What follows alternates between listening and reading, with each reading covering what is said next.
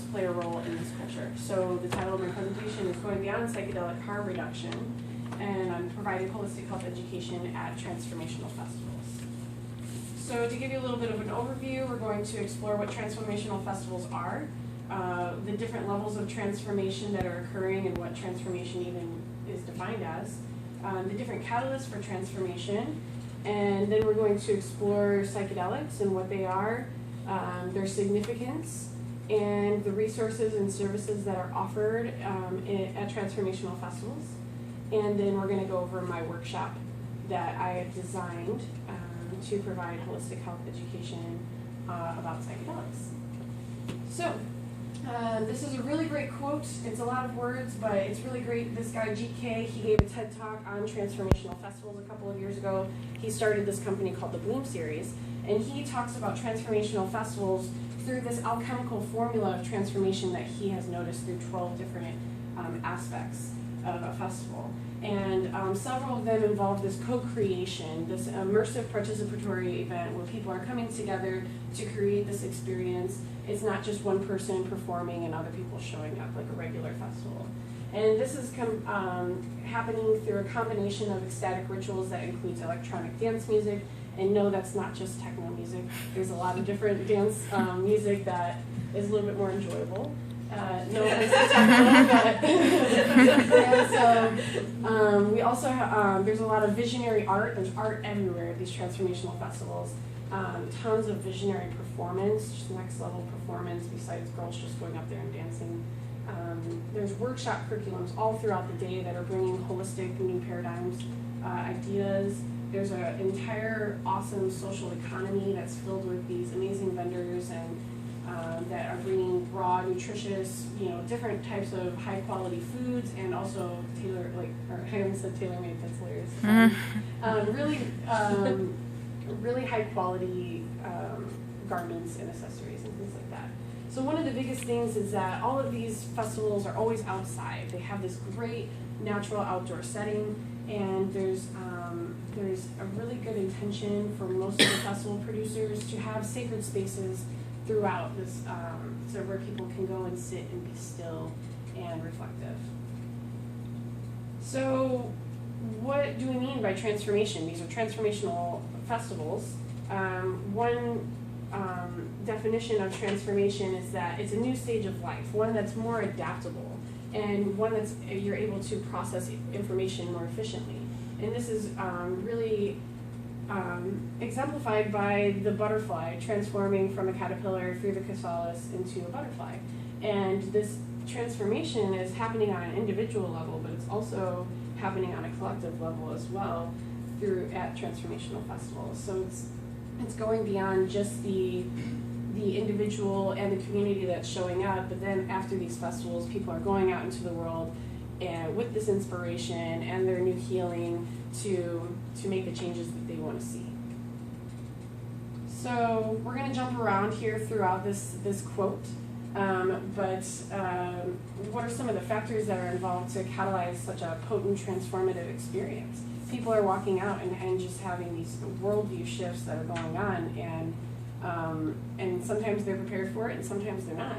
And so it's interesting to see that these transformative experiences are still happening regardless of whether someone's showing up just to party and have a good time or whether they're actually showing up to participate in a community in a really mindful and intentional way.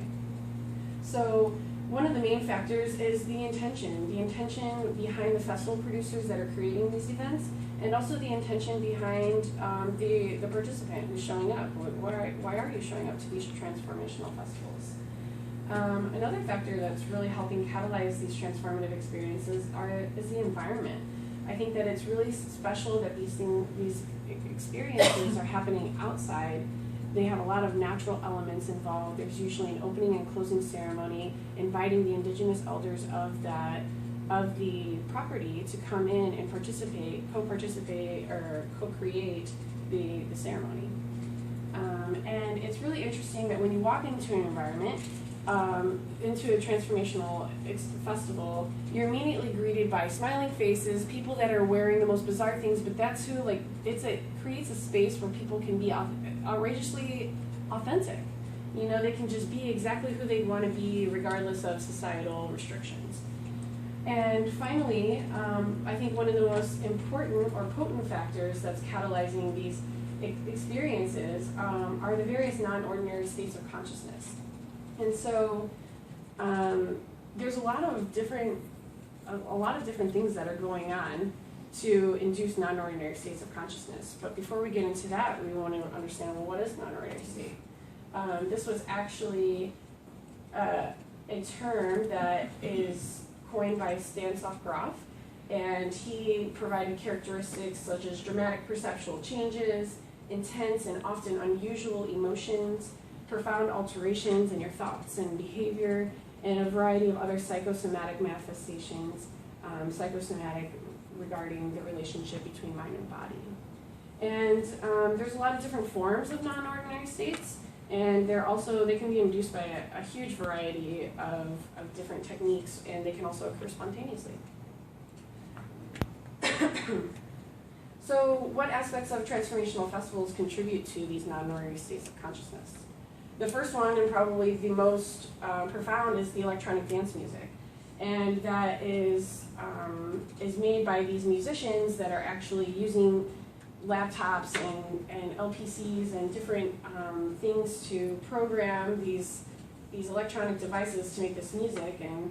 And this is kind of what it looks like zoomed in, and from afar there's always lasers and lights and stages and glow-in-the-dark everything.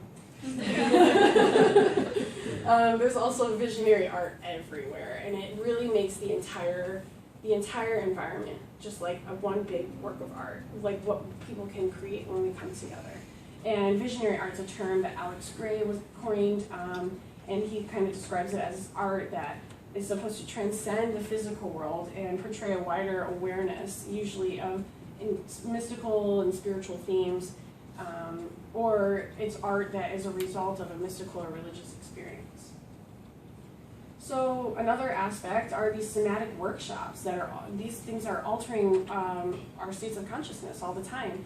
There's things like, authentic dance and movement, there's ecstatic dance, or contact improv, and there's tons and tons of yoga classes usually.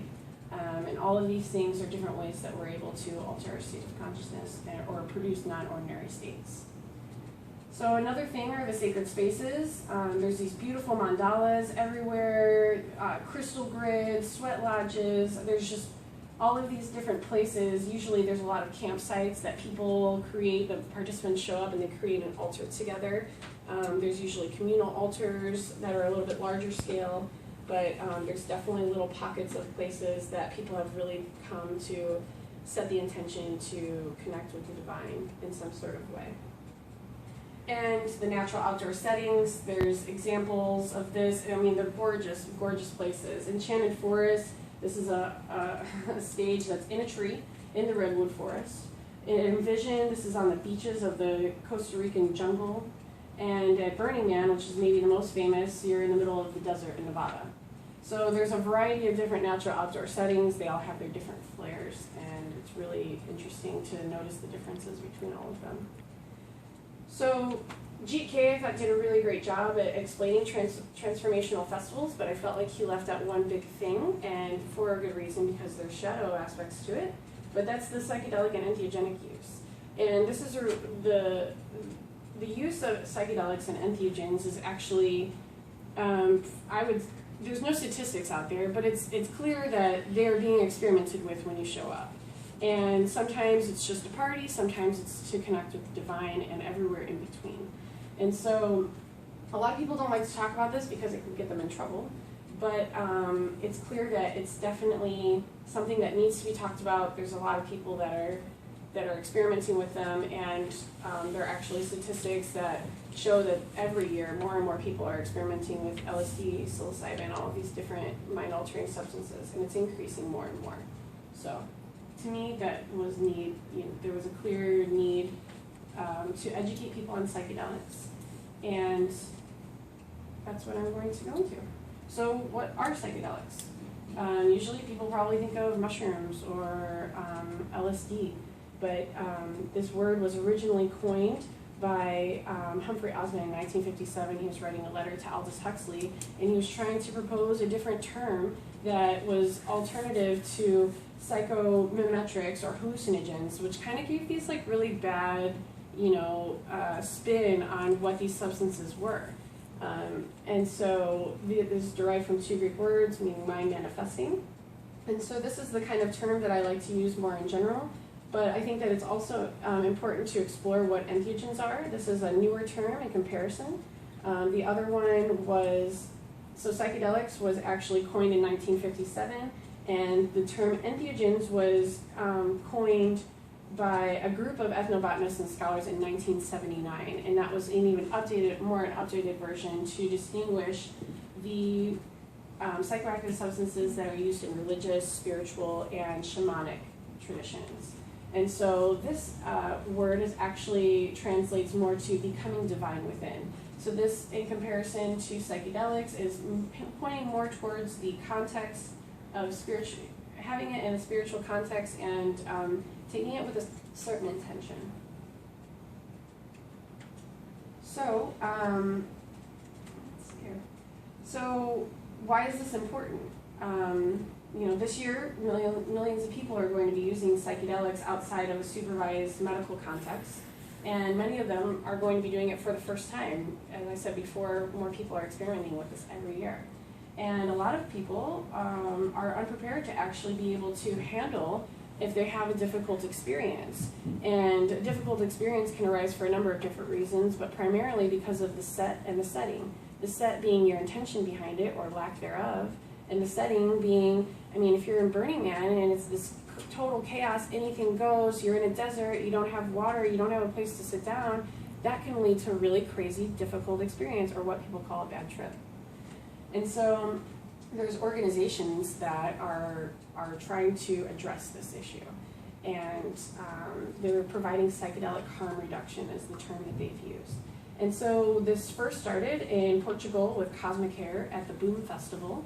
They have different laws and regulations around psychedelics and psychoactives in general. And so it was relatively easy for them to start this and provide psychedelic harm reduction in the sense of providing a comfortable place, providing water, and a place for people to rest with a team of medical health care professionals that are able to assess what's going on, hold a compassionate space for them, and have a therapist on call just in case, we're getting really deep here.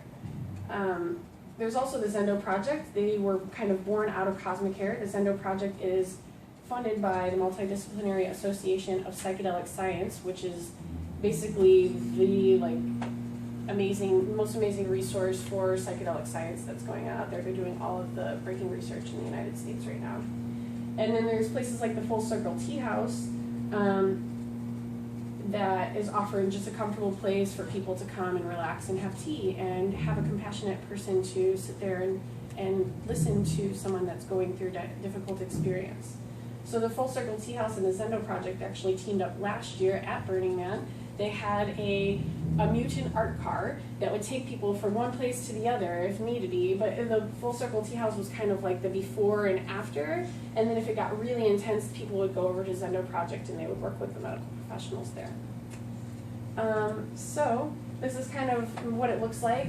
Zendo Project and Full Circle Tea House, they mainly only operate in Burning Man, although the Zendo Project is expanding. I'll actually be with their team next weekend at Lightning in a Bottle, so I'm really looking forward to gaining experience in this field. And then there's also one organization called Dance Safe that's providing educational materials that are supposedly not unbiased, and it's kind of information on what you should know about a substance before you start taking it. And then there's also this visionary lecture series that's held at Burning Man called Palenque Norte, and they bring in a bunch of people that are professionals to talk about psychedelics and entheogens. So what I've noticed that's missing is that there are no really workshops at festivals that are just like going out there and talking about psychedelics and entheogens outright. There's lack of safe space for people to like get together and just talk about this stuff. And I also think that it would be really important to explore entheogenic use in indigenous cultures, use that as a foundation to learn how we can actually help people explore in a safe way. So we also I think that there's need for information on clinical psychedelic research findings and resources and guidelines for maximizing therapeutic benefits and spiritual growth. There's a lot of research coming out now, and especially in the past 10 years, that's been explaining how this is therapeutically benefit for people, specifically for trauma, end of life, cancer, like anxiety that comes with that, and addictions as well. And so I also think that there's a need for people to provide resources as far as how people can prepare and integration support after they have this psychedelic journey. And my workshop is not necessarily promoting or condoning the use of psychedelics. It's literally just kind of like, hey, if you're going to do this or if you're not, here's some resources. And it can kind of help empower people to decide if that's what they want to do. So this workshop would be 60 to 90 minutes, and it would be held at festivals and integration events afterwards. And it would support individuals to be able to make these responsible choices and decide if they want this for the health. And it would provide an environment for people to explore and learn and share their opinions, and also to integrate past experiences. It would include some lecture, but it would really emphasize discussion and group work and experientials, like having an intention setting ceremony before and creating a safe space so that people can go to, that they know that they've put their intention there if they are having a difficult experience. It would invite and honor diverse perspectives and provide resources for continued education and services. So I really see collaboration with the Zendo Project, Dance Safe, and Full Circle Tea House, and really pulling it in and being like, hey, we're at a festival, this is where the Zendo Project is. First of all, tell people where they're at, or tell people what it is and what it offers, just in case they're having it or a friend is having a difficult experience. And then how they can continue to learn about it. And of course, this is all coming through a holistic perspective. So quickly, some of my learning objectives is just to help people gain a better understanding of what psychedelics and entheogens are, how they've been used traditionally throughout history, what the current research is showing, and how to improve their media literacy around psychedelics, so that when we're reading about these things, they can decide for themselves whether this information is important or valid, or etc. I'd also love to raise awareness of psychedelic harm reduction services at festivals, and just providing an education so that people can decide if they want to do this and how to do it safely. And I'd love to also offer tips and resources like the Psychedelic Explorer's Guide on how they can maximize therapeutic benefits and spiritual growth if they're interested in that. And I think it's really important to explain to people the different modalities that help support integration. So in conclusion, these transformational festivals are these amazing containers that really provide a space for profound transformation. And this is happening individually, collectively, and it's rippling all throughout the world. I think that non-ordinary states of consciousness are really the primary things that are serving as catalysts for transformation in this container, and I think that psychedelics are playing a large role, increasingly every year. So psychedelic harm reduction services are being offered, but I think that there needs to be more than just like, hey, when you're having a bad trip, you can come over here and we'll help you out. I think that we need to go even further beyond that and just prevent the bad trips altogether, if we can, in some sort of way. And experimenting with psychedelics at transformational festivals, it's just one path that an individual can take on a journey towards personal and spiritual growth. So this whole thing was kind of just like this beautiful sunflower, and it's just one sunflower in this field of sunflowers that's leading to our new paradigm that we're all working to create, you know? So thank you for your time.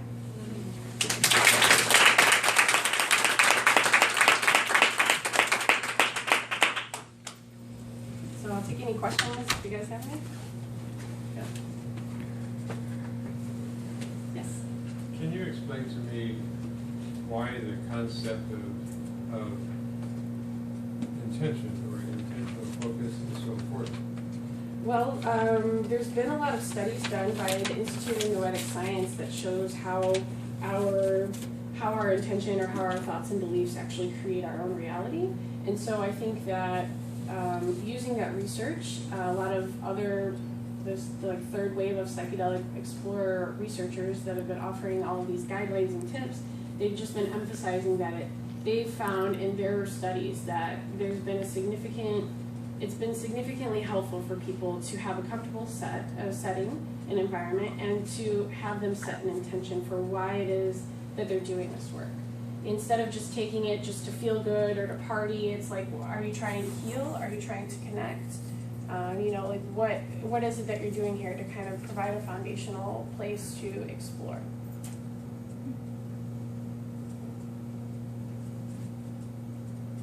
Yeah. With the psychological piece in terms of entheogens being therapeutic and the research that's being done, is it therapeutic or like documented as being therapeutic just because the experience, or is there a reflection with either a trained therapist or culturally there would be like a shaman to kind of guide you and maybe to reflect on what you experienced to recognize the meaning or whatnot, or is it just that things are reduced and that's been measured, just from taking it? Yeah, so in all of the research studies, they're kind of following this Bible of psychedelic exploration, and it's called the Psychedelic Explorer's Guide. And it kind of outlines exactly to have this guide that's there that is not under any sort of in any sort of altered state, that is there, that is a trained therapist that can kind of help reflect these things and help kind of just facilitate and guide. And so if something does kind of come up, like a fear, they can kind of help, create, like, dive in, like, in a gentle way, like, well, what are you feared of? Kind of getting to processing through things. So, your question was, I guess I'm envisioning actual research being done on the psychedelics. If people just take them and there's an outcome and that's recorded, or is it that people take them and there's a reflection and a processing that happens? Yes, there's definitely a reflection. There's like a preparation, there's a reflection, and then there's a processing afterwards where they always, they usually do 2 to 3 sessions beforehand to develop a relationship, just like normal therapy sessions. And then in there, they're not necessarily diving in, they're just kind of like holding the space for people to go through and providing some counseling, and then afterwards there's always integration as well. Yeah. Is it legal? And no, seriously, I don't do that. And how does it help it? Like when you have cancer, your anxiety level is so high. With all the symptoms that I see, like how is that going to help the cancer patient? Yeah, I mean that's primarily the biggest field that they've been doing this research, and they've been finding really great results. But a psychedelic experience has been explained. Your first question is no, this is not. None of these are legal. These are all Schedule I drugs, but they have been approved for scientific research studies, primarily in parts of Europe, and there have been several studies that have been approved in America as well. Usually using MDMA, which is the pure form of ecstasy, and psilocybin mushrooms. And so there's a difference between the two. MDMA is usually this empathetic drug that induces empathy. And so that's usually helpful for people that have PTSD, that have trauma. They're able to kind of go into this heart space and really open up into things that they normally wouldn't be able to. And as far as the psychedelics, the psychedelic journey has been compared to this death rebirth process. Sometimes when you take an entheogenic dose, or when you're actually taking higher doses, you can go through an experience of feeling like some aspect of yourself is dying and being born again. And so there's something about that I think that contributes to helping patients that have cancer to be able to accept their death in some sort of way, or to come to better terms around it. And they're taking these anxiety tests before and after, and they're seeing these huge results where people, their anxiety levels are just plummeting in a really great way. Yeah. Well, I think we're at time. Yeah, you got about 20 more seconds. Yeah. So, Yeah, well, thank you so much for your